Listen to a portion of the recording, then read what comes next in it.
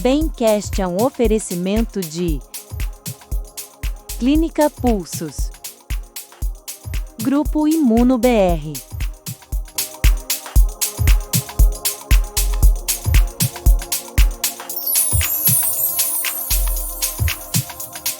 Olá, sejam muito bem-vindos a mais um episódio do Bemcast, o podcast da Imuno BR com oferecimento da Clínica Pulsos, um espaço pensado com carinho para oferecer informação de qualidade e com acolhimento para quem tem doenças reumáticas, crônicas ou se interessa por saúde e bem-estar. Meu nome é Karen Lima, sou reumatologista e hoje nós vamos trazer um tema que traz muitas dúvidas no consultório reumatológico. Imunossupressores, imunobiológicos, o que são, o que fazem, onde vivem, tudo no episódio de hoje. E para essa conversa, eu tenho a alegria de apresentar dois convidados muito especiais. A doutora Isabela Tavares Barreto Matias, graduada em Medicina pela Universidade Federal de Minas Gerais, reumatologista pelo Hospital Governador Israel Pinheiro, IPSENG, titulada pela Sociedade Brasileira de Reumatologia e pela Sociedade Brasileira de Pediatria como reumatologista pediátrica, membro do Corpo Clínico das Pulsos, atuando como reumatologista geral e pediátrica. Bem-vinda, Isabela. Obrigada, Karen, pelo convite. É realmente um tema muito especial para mim. E André Gomes, farmacêutico da Clínica Pulsos, graduado pela Universidade Vale do Rio Doce, Univale, em Governador Valadares, com pós-graduação em Farmácia Clínica e Oncologia pela Faculdade Estácio de Sá, e com ampla experiência na oncologia e reumatologia, lidando diretamente com doenças imunomediadas e pacientes imunossuprimidos. Bem-vindo, André. Obrigado, cara. É uma honra estar aqui, podendo, difundir a informação aí para todo mundo que está assistindo. Gostaria de pedir, para começar, contando brevemente o trabalho de vocês, o que mais percebem de dúvidas dos pacientes que usam imunossupressores. Isabela, para começar. Bom, então eu trabalho tanto no privado quanto no SUS e eu atendo tanto pacientes adultos quanto pacientes pediátricos. E as dúvidas mudam um pouco a depender de cada paciente, né? Mas a maior dúvida, eu acho, é em relação à segurança. Se os medicamentos são seguros, quais vão ser os efeitos colaterais, se vai ser eficaz, quanto tempo vai usar.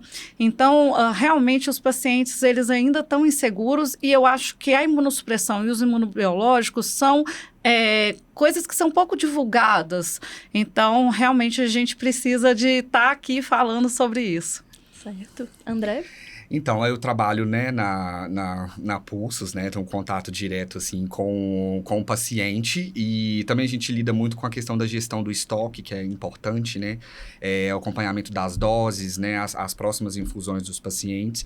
Eles têm muitas dúvidas em relação a aplicação em casa, do medicamento, o transporte, porque a maioria deles são termoláveis, então precisam ficar sob refrigeração. Então, a maior dúvida deles é em relação a essa questão de transporte mesmo, e também efeitos colaterais, que eles têm dúvidas também. Bom, então a gente vai falar sobre essas duas coisas também, importante.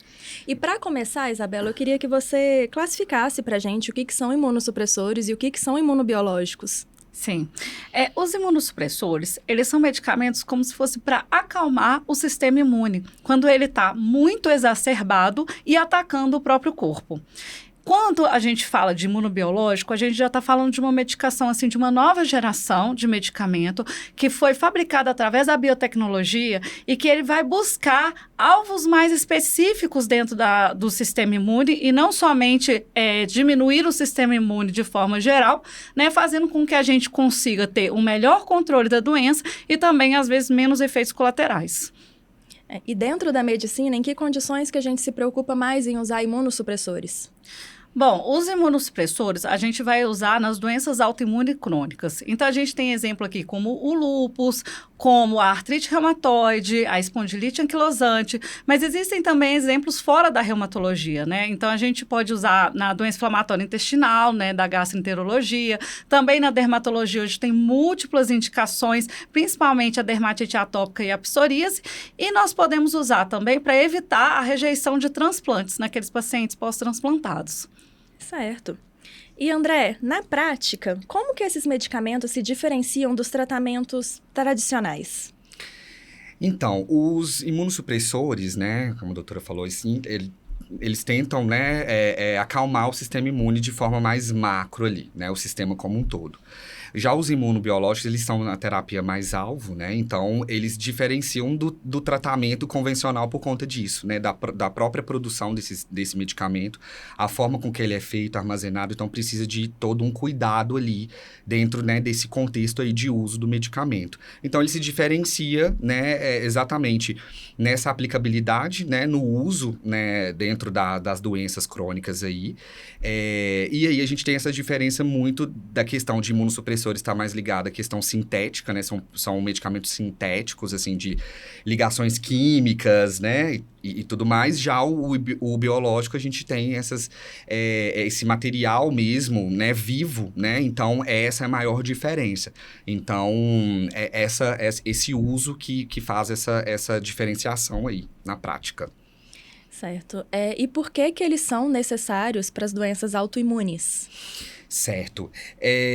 Como a doutora disse, né, precisa ter as doenças autoimunes por si, né, usar o imunossupressor para tentar acalmar de forma mais macro, né, o imunobiológico ele tenta ir ali dentro de um alvo específico, né. Então, dentro das doenças autoimunes, a gente tem uma exacerbação, né, de moléculas ali dentro que o sistema imune ele produz para, né, regular, né. Então, a gente tem TNF-alfa, né, as interleucinas. Então, os imunobiológicos, eles vêm para exatamente isso, se ligar a alvos específicos, né, anular esse efeito exacerbado, né, ou bloquear algum receptor de células específicas. Então, esse é o maior uso deles, né, essa especificidade, né, no tratamento e na terapia-alvo. Então, de uma forma geral, assim, talvez um pouco mais simples para pensar, que nas doenças autoimunes a gente tem o nosso sistema imune atacando o nosso próprio corpo. Sim. Então, a gente precisa dar uma baixada no sistema imune, podemos falar assim, Isabel? Exatamente. Dar uma baixada na imunidade, né? E dessa forma a gente tem mecanismos mais gerais, que seriam os imunossupressores sintéticos, igual o André falou, e mecanismos mais específicos que atacam mais direcionadamente para cada tipo de doença, que seriam os imunobiológicos, correto? Isso, correto. Ótimo. E aí a gente já começou a introduzir sobre esse assunto, Isabela. Dentro da reumatologia, quais são os grupos usados mais dessas medicações? Imunossupressores, biológicos? Bom, a gente tem 3 grandes grupos, né? A gente pode chamar ou de imunossupressor ou de drogas modificadoras da atividade da doença, porque a partir do momento que esses medicamentos entraram no mercado, né, eles mudaram o curso. Antigamente a gente focava o tratamento em tratar os sintomas, em tratar a doença ativa. Hoje o objetivo é a gente impedir que tenham novas reativações da doença, que a gente vai chamar de flare. Né? Então, a gente tem 3 classes principais. A gente tem as drogas modificadoras da atividade de doenças sintéticas, né? Como metotrexato, ciclosporina, leflunomida. Nós temos vou chamar agora de DMARDs, tá? Intimidade. Mas essas drogas que a gente chama de biológicos, que a gente já falou sobre os anti-TNFs, como infliximab, adalimumab, que inclusive foi a classe mais antiga, né? A primeira classe que apareceu dos imunobiológicos. Mas também temos, né, os inibidores de interleucina. E hoje nós temos também aquelas pequenas moléculas chamadas alvo específico. E essas moléculas, a gente tem como grande representante os inibidores de JAK, como o tofacitinib e o upadacitinib, que parecidamente com o imunobiológico, ele vai atacar alvos específicos da imunidade. Só que diferentemente, em vez da gente ter um anticorpo contra um alvo, aqui a gente vai ter uma pequena molécula. E aí isso vai mudar toda a estrutura, a forma que a gente vai administrar o medicamento. E é muito importante a gente ter essa diversidade, porque ela permite que a gente consiga tratar de forma mais específica o nosso paciente. Mesmo naqueles pacientes com falha, a gente tem outras opções de tratamento. Entendi. Poderia dizer, dessa forma, que esses que são mais específicos seriam melhores do que os que são mais gerais? Olha, a gente tem alguns estudos, né, que mostraram, sim, em alguns deles, para alguns casos, superioridade, outros mostraram não inferioridade, ou seja, eles não foram melhores, mas a gente sempre tem que lembrar que os medicamentos sintéticos, eles têm um preço diferenciado, eles são muito mais baratos do que os imunobiológicos, até pela complexidade, né, da gente produzir esses medicamentos, e a gente ainda tem um número muito grande de pacientes que vão tolerar bem esses remédios e vão ser eficazes. eficazes. Então, por isso, a maior parte dos nossos protocolos, eles indicam a gente começar com os sintéticos, e aí, na falha dos sintéticos, a gente usaria os imunobiológicos e as pequenas moléculas. Mas muitos estudos já têm mostrado aí uma superioridade, né, estudos de artrite reumatoide, existem alguns guidelines que estão começando a propor da gente, talvez, para alguns pacientes de alto risco, já começar com imunobiológicos, mas aqui no Brasil, os nossos guidelines ainda indicam sintéticos por uma questão de risco-benefício, custo-efetividade. Então, quando a gente está falando de tratamento, para além do paciente, para além do médico, a gente também tem que ter a sustentabilidade do serviço de saúde. E também, muitas vezes, os DEMARDs, né, os nossos íntimos DEMARDs, também eles conseguem resolver o problema mesmo sendo menos específicos, né, dessa forma. Exatamente. E, André, formas de apresentação, como que cada uma dessas medicações ela pode se apresentar, ser administrada? Os sintéticos, né, que a gente está comentando aqui, normalmente eles são, né, moléculas menores, né, então a produção, né, farmacêutica desses medicamentos normalmente vem em comprimidos, cápsulas, então é uma forma mais fácil, né, de poder ser administrada ali. Já os imunobiológicos, né, que por conta dessa biotecnologia é um medicamento vivo ali, né, que a gente fala, né, eles se apresentam mais em soluções injetáveis, né, ou pó liofilizado, um pó que a gente, né, consegue reconstituir para poder fazer a diluição ali. Então, a aplicação deles é ou por via subcutânea, né, ou por via endovenosa, né, e aí é o cuidado da gente fazer essa aplicação de forma, né, mais segura, né, dentro do centro de infusão. Então, essa questão do tamanho da molécula, né, do uso também impacta na forma com que esse medicamento é apresentado aí no comércio, né?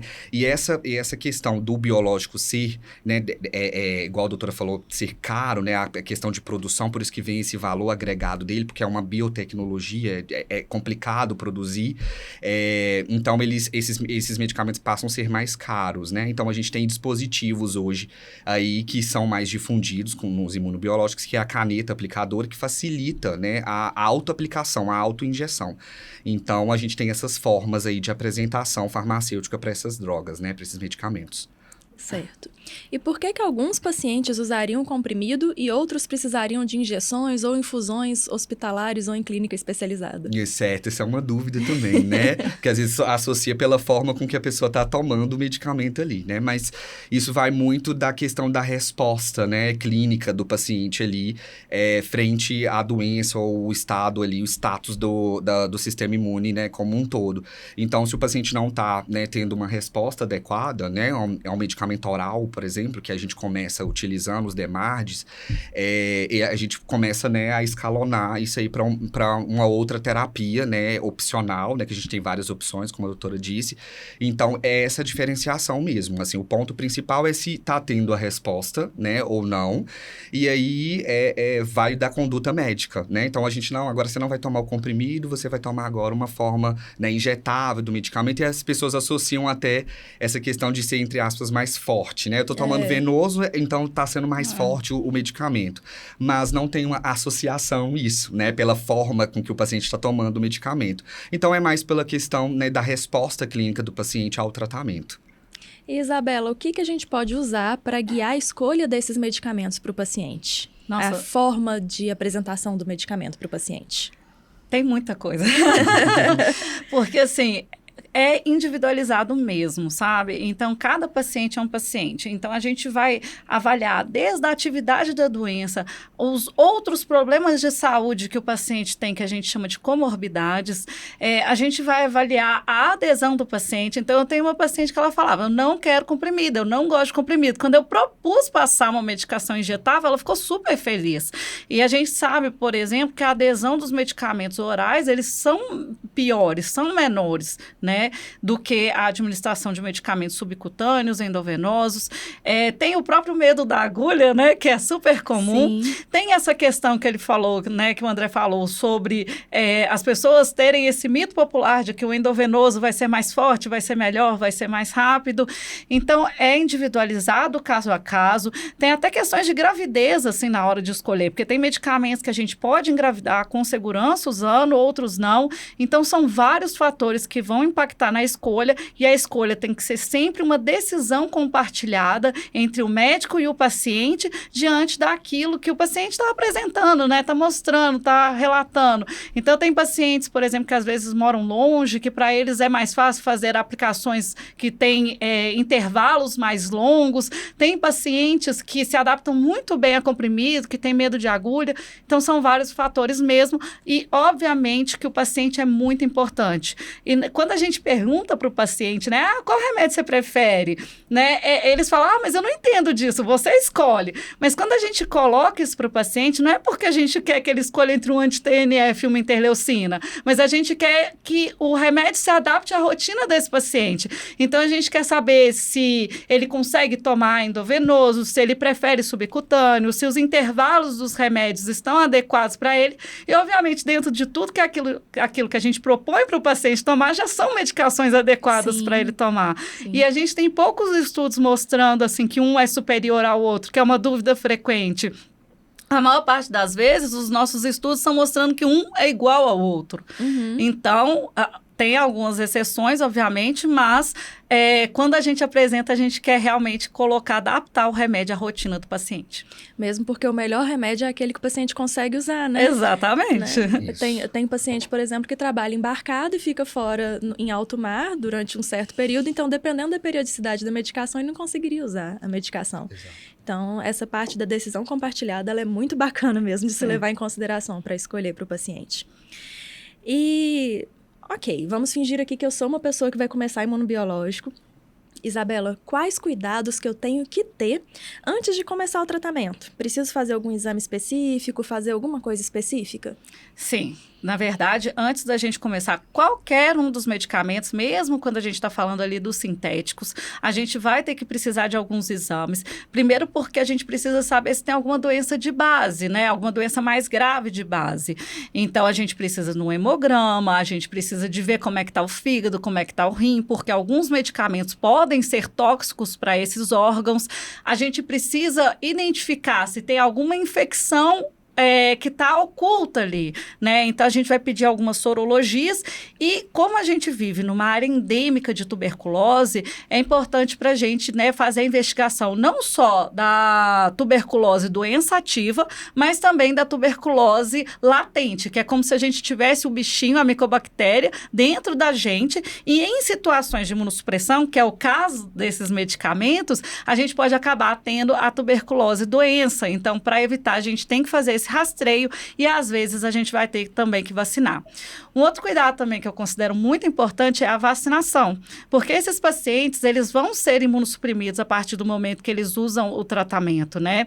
Então, tem algumas vacinas que são contraindicadas, tem algumas vacinas que podem tomar, só que a gente tem uma janela de oportunidade. Então, o melhor momento para a gente vacinar é antes da imunossupressão, né? Outras coisas importantes são questões relacionadas ao próprio paciente, como, eu tenho desejo de engravidar, então a gente tem que tomar alguns cuidados com alguns medicamentos que a gente vai escolher. Alguns dos medicamentos que a gente usa de rotina, como metotrexato, micofenolato, eles são medicamentos teratogênicos, então eles aumentam o risco da gente ter uma má formação fetal. Então, são medicamentos que têm que ser discutidos com o paciente com antecedência, né? Acho que esses são os principais pontos, mas o atendimento do paciente reumatológico ele é extremamente complexo, então sempre surge uma questão ali que talvez vai ser individual, pontual para aquele paciente. Igual você falou, trabalho embarcado, né? Então, a gente vai ter que ter um cuidado na escolha da rotina do remédio.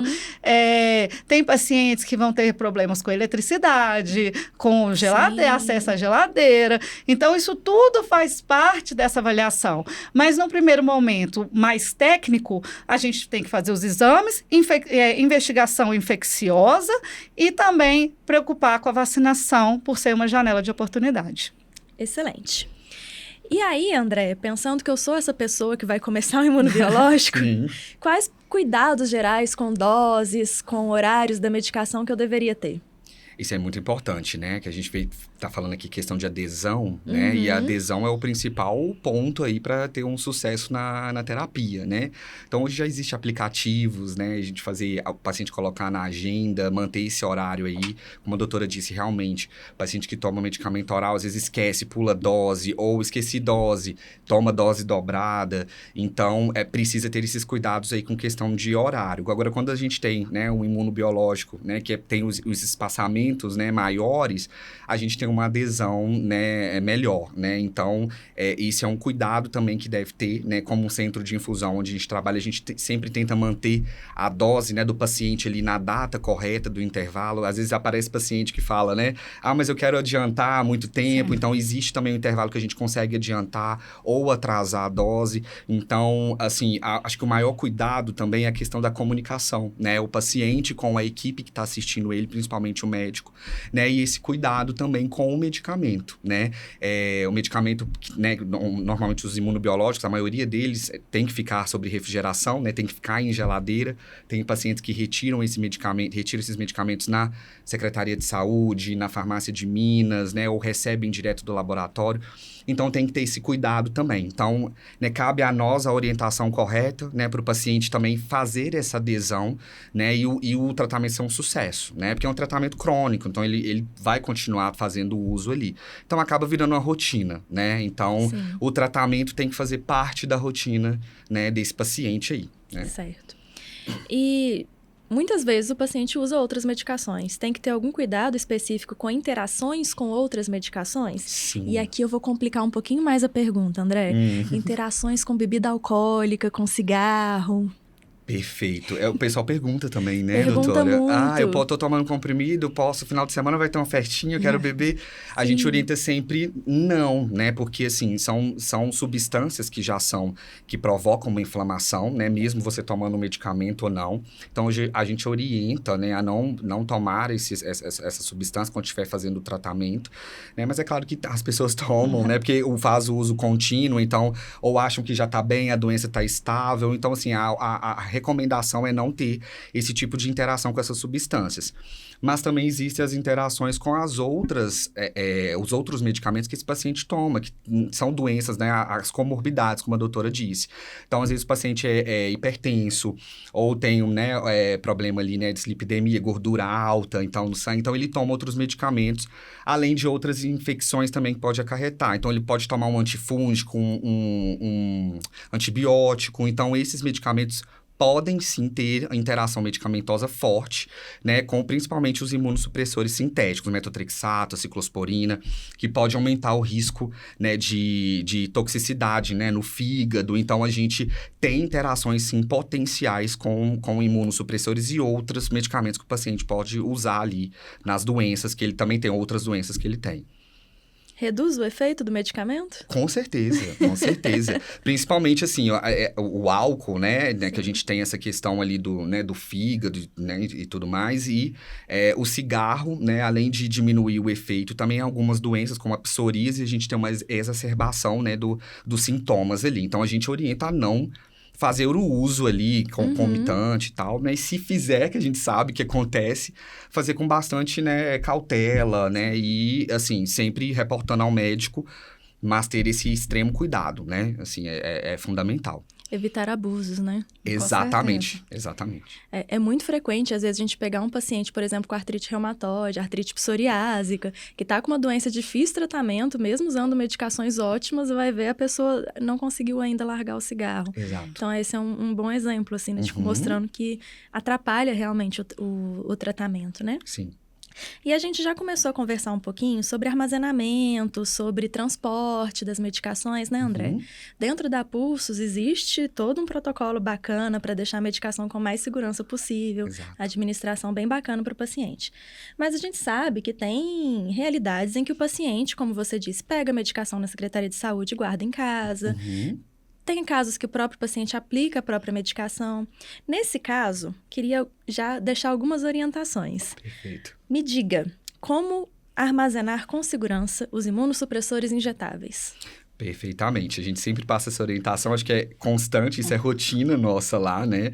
A gente pega alguns casos, às vezes o paciente, por algum motivo, né, familiar, alguma coisa que aconteceu, não transportou o medicamento corretamente, então a gente faz essa busca ativa com ele para reorientar, porque é importante que esse medicamento fique, né, entre, normalmente, a temperatura de 2 a 8 graus Celsius, né?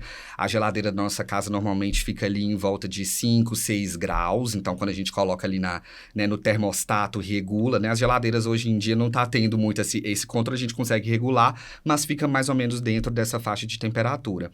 A orientação sempre é preocupar se o medicamento está dentro da faixa de temperatura para fazer o efeito correto. Pensar que aquilo ali, se ele fugir da temperatura, eu desestabilizo ali, né, aquela molécula grande, né, uma proteína, e aí eu perco a eficácia, eu posso reduzir a eficácia e não ter a resposta adequada ao tratamento, né? Então, a gente orienta sempre a armazenar o medicamento na parte do meio, né, da geladeira, né, porque a gente tem uma diferença de temperatura na parte superior e na parte inferior da geladeira, nunca na porta, nunca, porque a gente abre a porta toda hora, então existe uma diferença abrupta de temperatura e nunca jamais congelar, né? A gente já... Aí já... garante a temperatura, congelado.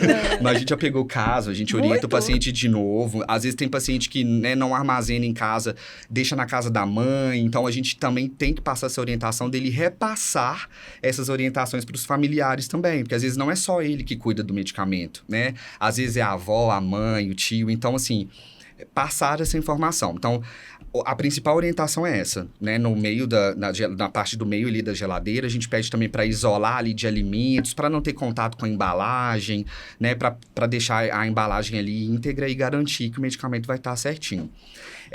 Já aconteceu o caso, a gente pega também, acabou a energia, acabou a luz, o que eu faço? Seria a próxima pergunta que eu teria. Exato. Acontece muito. Tem gente que tem muito receio de não pegar o medicamento por causa disso. Acaba muita energia aqui na minha casa, eu fico sem a geladeira, desliga e tudo. O que a gente orienta? O paciente sempre que vai buscar, né, o medicamento ou na secretaria, né, ou mesmo que chegue do laboratório, que existem esses programas de acesso aos imunobiológicos hoje, os laboratórios fazem isso. Eles mandam uma caixa térmica, né, um kit específico, com aquelas placas de Gelox grande, assim, né, que a azul, normalmente a cor delas, que aquela placa, ela serve exatamente para garantir ali uma temperatura ideal, né, durante um curso de tempo ali, normalmente 24 horas, 48 horas. Então, a gente sempre, acabou a energia... Primeira coisa, sempre deixa essas placas de Gelox no congelador. Chegou em casa, pega as placas e coloca no congelador. Jamais tira. Exceto quando for transportar esse medicamento, né? Seja para o centro de infusão, ou seja porque vai viajar, vai para casa de alguém. Deixa essas placas de Gelox lá. Acabou a energia, coloca na caixa de isopor, na bolsa térmica, condiciona o medicamento lá, deixa ele quietinho, que ele vai ficar dentro da faixa de temperatura adequada. Voltou a energia, volta o medicamento para a geladeira normalmente. Então, a preocupação que a gente passa para o paciente é isso. Acabou a energia, olha o seu medicamento, né? Porque a gente pode ter uma perda aí significativa, né? De dose, medicamento chegar à temperatura, né? Ambiente, tudo assim, e perder essa eficácia, né? Então, a gente sempre faz essa orientação aí de armazenamento na geladeira, né? Que eles têm muita dúvida, né? Onde que eu guardo? Como é que eu ponho? Põe em sacola, né? Então, a gente sempre fala para deixar isolado, né? E no meio ali da geladeira. E as placas de Gelox sempre certinhas ali, congeladas, para a gente conseguir fazer esse transporte, se for necessário, ou deixar esse armazenamento temporário ali até a energia estabelecer. E qual que seria o tempo que teria essa segurança para garantir que a medicação tá bacana ainda? Pensando que tá ali numa caixinha de isopor ou numa caixinha térmica com o Gelox, tudo bonitinho. Perfeito. Normalmente eles preconizam aí por volta de 24 horas, né? Essas placas seguram até um dia ali, um dia e meio, estourando 2 dias, né? A gente trabalha muito com essa questão. O paciente faz parte da cadeia fria, que a gente chama do medicamento, porque ele tá com o medicamento ali. E o que é a cadeia fria?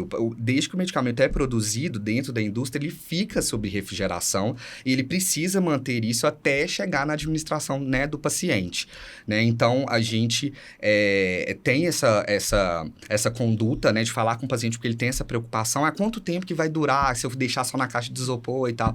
Então, a gente fala mais ou menos esse tempo aí, de um dia estourando, né, 48 horas. Ah, mas aí eu acho que, né, tá demorando estabelecer a energia e tal. Procura, né, se tiver com muito medo, procura alguém, né, que possa armazenar esse medicamento, algum amigo, alguém que tá com a geladeira ok, e aí deixa lá temporariamente para ter até essa segurança, né, porque é melhor você garantir essa segurança do que correr o risco. Então, a gente preconiza aí um dia e meio que o Gelox, se ele estiver totalmente congelado, ele aguenta aí manter a temperatura aí nessa faixa aí de 2 a 8 graus. Certo.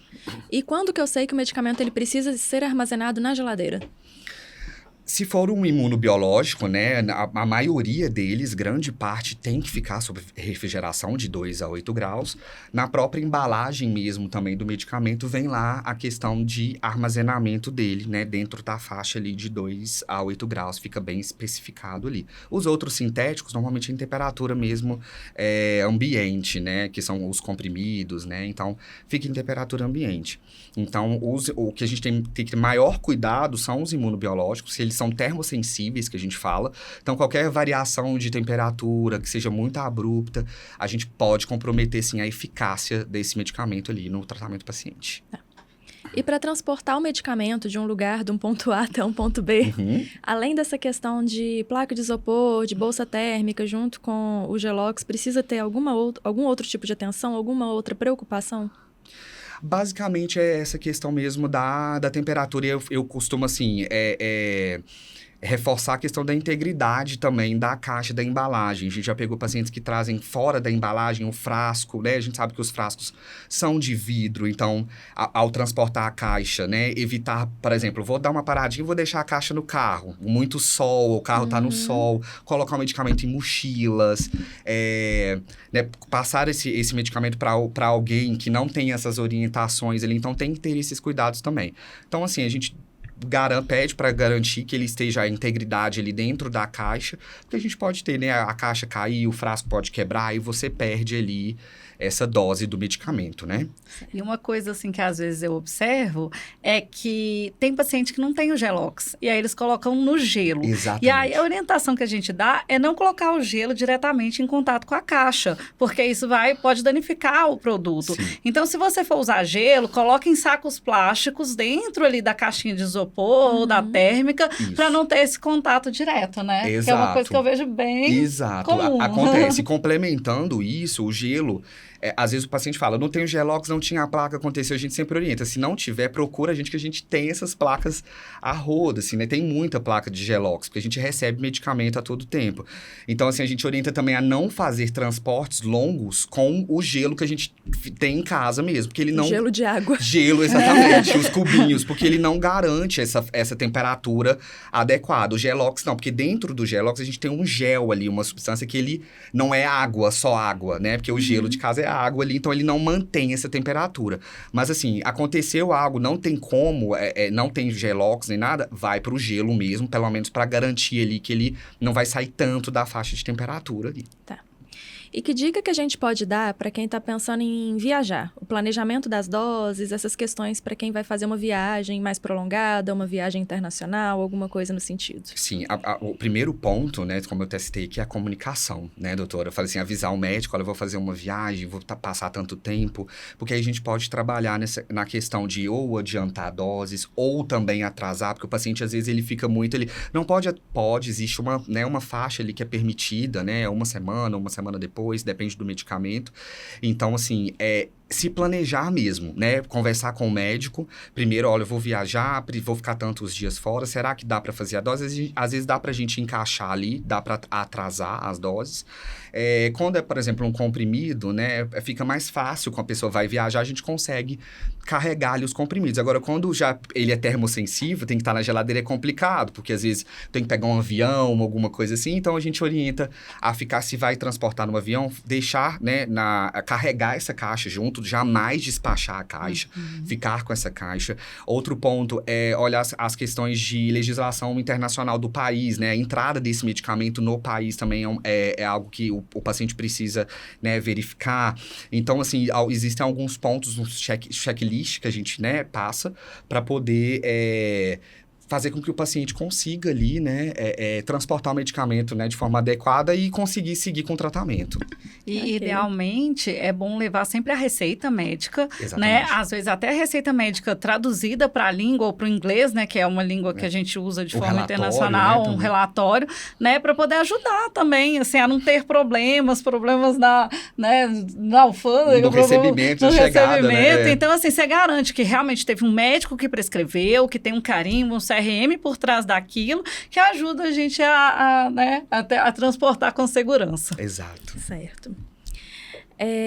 Mais uma orientação para a pessoa que maneja medicação em casa, dicas para que ela possa aplicar a medicação com segurança. Medicações subcutâneas ali que são na gordurinha nossa.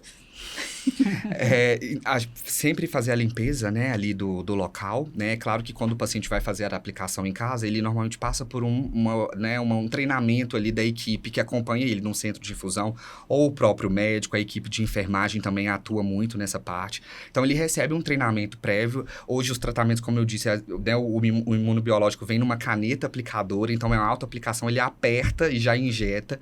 Então, assim, ter o cuidado ali da limpeza no local com álcool 70, né? Às vezes não fazer a aplicação no mesmo local de aplicação, revezar esse local de aplicação, né? Então, são alguns cuidados que o paciente tem que ter ali para ter uma efetividade do tratamento. A maioria reclama de dor também na aplicação, né? Então, a gente também orienta para tirar o medicamento, né, da refrigeração e deixar ali, chegar em temperatura ambiente. Então, deixar uns 20 minutos, 30 minutos e fazer a aplicação ali, que aí a gente, né, garante que ele não vai ter esse incômodo, né? Hoje em dia, as drogas já vêm já com a melhora nisso aí, né, no local da aplicação. Mas algumas outras têm isso aí. Então, são orientações de cuidado aí que ajudam muito. Ótimo. Isabela, quando uma pessoa esquece uma dose, aplica incorretamente, como que procede? Nossa, depende um pouco, né, assim, de qual que é a doença, qual que é o grau de atividade de doença e o intervalo que toma o remédio, né? Então, por exemplo, vamos supor que você tome uma medicação ali que tem um intervalo mensal e você esqueceu alguns poucos dias. Você pode fazer assim que você lembrar da medicação. Poucos dias, como, né, o André mesmo falou, não vai fazer grandes diferenças ali para aquele paciente.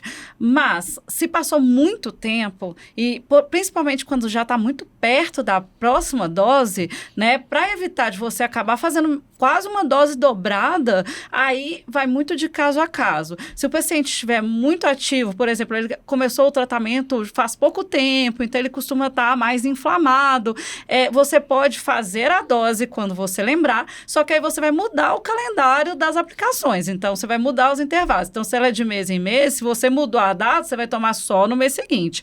Agora, se é um paciente que já tem a doença estabilizada, já usa medicação há mais tempo, tá sem sintomas nenhum da doença, aí você pula a dose e faz a próxima. Você tinha uma segunda pergunta? Eu esqueci.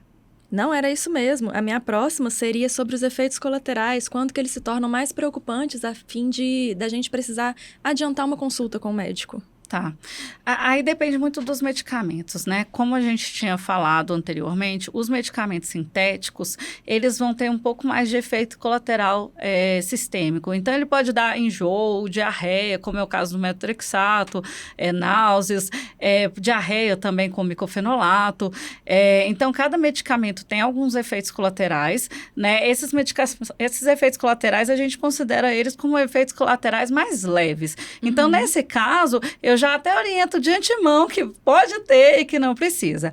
Agora, quais seriam os sinais de alerta, né? Então, se você está tendo febre persistente, tosse prolongada, você está tendo uma diminuição do estado geral, ou seja, está ficando mais prostrado, está ficando mal, né? Se tiver alguma reação grave, o metrexato é um ótimo exemplo disso, porque ele pode causar como se fosse várias aftas na boca, que a gente chama de mucosite. Eu tive um paciente que, inclusive, teve que ir para o hospital, porque não conseguia engolir mais alimentos por conta dessas feridas. Se tiver também algum tipo de sangramento ou manchas que aparecerem pelo corpo, aí é bom parar o remédio e procurar o seu médico. Em relação aos imunobiológicos, a principal complicação são infecções. Inclusive, uma coisa muito importante da gente falar é que não pode aplicar o medicamento durante um curso de infecção. Então, estou com uma infecção de garganta, comecei um antibiótico, enquanto você estiver com antibiótico, para o biológico, e aí você tem a mesma opção de quando você esquece o medicamento, né? Você pode ou tomar ele logo em seguida que terminar o antibiótico e mudar o calendário, ou pular aquela dose e tomar na próxima dose. Mas é importante não tomar na vigência de infecção. E aí, esses sinais de sangramento, de manchas no corpo, de tosse, de febre, aí procurar realmente o seu médico, né? Você me fez lembrar uma outra indicação que a gente tem que ficar de olho também para recalcular as doses, aí tem que ser conversado com o médico, é caso de planejamento de alguma cirurgia, né? Exatamente. Então, assim, vão ter situações que vão depender da doença, então tem situações que vão depender do paciente. Então, não só cirurgias, procedimento, desejou engravidar ali no meio do caminho. Então, isso tudo vai acabar ajustando as doses, né? Então, e vacinação também, porque hoje a gente sabe que tem alguns medicamentos que o ideal é a gente parar um pouco antes para poder vacinar, porque os nossos medicamentos, eles vão reduzir a eficácia da vacina, né? E a gente quer esse paciente o mais seguro possível, o mais protegido possível. Então, assim, deu dúvida? Por exemplo, no caso de vacina, não vacine. Pergunta para o seu médico antes, porque você pode acabar numa situação de um pouco mais de risco. E sempre que tiver alguma novidade muito grande na sua vida, igual uma cirurgia, gravidez, procura seu médico também, tire as suas dúvidas, né? Exatamente. E para a gente já começar a encerrar o episódio, queria que vocês deixassem uma mensagem para alguma pessoa que está começando agora o uso de imunobiológico ou para aquela que já usa mais tempo, para seguir com mais segurança. A dica principal, né, eu penso que, assim, é o paciente entender que ele não tá sozinho, assim, né? Que às vezes ele já passa por esse sofrimento da própria doença, né? Ser crônica, não tem cura ali, ele vai tomar esse medicamento o resto da vida. Mas é ele entender que ele tá sendo acompanhado e assistido ali por uma equipe, né? Então, essa importância o paciente ir num centro de infusão, ter ali a equipe, porque acaba sendo a vivência dele, a rotina dele, né? Então, essa experiência do paciente, né, é importante que a gente pregue isso para ele, porque ele não tá sozinho, né? E assim, sempre, igual a gente tá falando aqui o tempo todo, manter a comunicação, conversar com o médico, doutor, tô sentindo isso, eu não tô bem, porque é ele que vai avaliar, né, essa questão de se troca o medicamento, se a doença tá respondendo ou não. Então, assim, siga, né, a vida, faça o tratamento, né, porque existe muito mito, né, como a gente expôs aqui, começou o biológico, a minha doença tá muito grave, né, ou a minha doença vai piorar muito, antes pelo contrário, o imunobiológico veio para otimizar, né, isso aí, fazer um tratamento melhor, né, proporcionar isso, né, então fazer essas orientações com o paciente, né, tranquilizá-lo, né, e deixar ele ciente de que ele tem uma equipe ali que assiste ele, né? Eu diria assim, a informação para mim é a base de tudo. Então, assim, se você está com medo, é super natural. Todo mundo tem medo, principalmente quando está diante de uma coisa nova. Mas se informe, pergunte para o seu médico quantas vezes você precisar. Às vezes, ali na primeira consulta, você já está sendo bombardeado de informação, porque você vai começar um remédio novo, que tem esse nome biológico, né? E que dá um medo. Mas você não precisa tirar todas as suas dúvidas ali. É óbvio que quando você for para casa, vai surgir mais 1 milhão de dúvidas. E assim, o meu maior conselho é pergunte 1 milhão de vezes se for necessário. A gente, né, da medicina, a gente acaba estudando muito sobre os tratamentos, os estudos, a eficácia, a segurança. Então, geralmente, quando a gente propõe alguma coisa, né, a gente quer propor uma coisa que vai ser muito boa e muito segura para o paciente.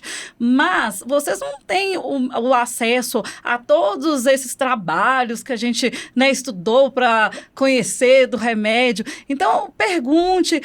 Às vezes, pode procurar na internet também, se você estiver se sentindo insegura, né? Mas realmente são medicações muito boas, muito eficazes e mudou a qualidade de vida dos nossos pacientes. Assim, a reumatologia era uma antes dessas novas terapias, né? Infelizmente, a gente tinha muitos pacientes com deformidades, com sequelas graves por toda a vida, e hoje a gente vê os nossos pacientes sendo atletas, sendo o que eles querem ser. Então, assim, não fiquem com medo de um tratamento que pode mudar a qualidade de vida de vocês. É isso. Gente, muito obrigada. Queria agradecer mesmo a participação de vocês. Foi uma conversa muito bacana mesmo. Muitas dúvidas sendo tiradas aqui. É um assunto que rende muito ainda, né? Se a gente quiser conversar muito mais ainda dá. Queria agradecer mesmo por esse bate-papo tão completo. Tá? Obrigado. Muito obrigada pelo convite também, Karen. E espero mesmo que, para o pessoal que está ouvindo, né, que a gente conseguiu esclarecer todas as dúvidas. E é isso. Obrigado pela participação, pelo convite, fiquei honrado, né? E é interessante isso, né? Assim, é importante o paciente, né? Saber, assim, que tem a equipe junto com ele, né? Então, Sim. Muito obrigado mais uma vez. E se você usa imunossupressor ou conhece alguém que usa, compartilhe esse episódio. Vai ser interessante ouvir sobre a nossa conversa. E assim, terminamos a nossa primeira temporada do Bencast. Convido você que ainda não assistiu os outros episódios a assistir lá no YouTube e no Spotify. Nos vemos na próxima temporada. Bencast é um oferecimento de Clínica Pulsos, Grupo Imuno BR.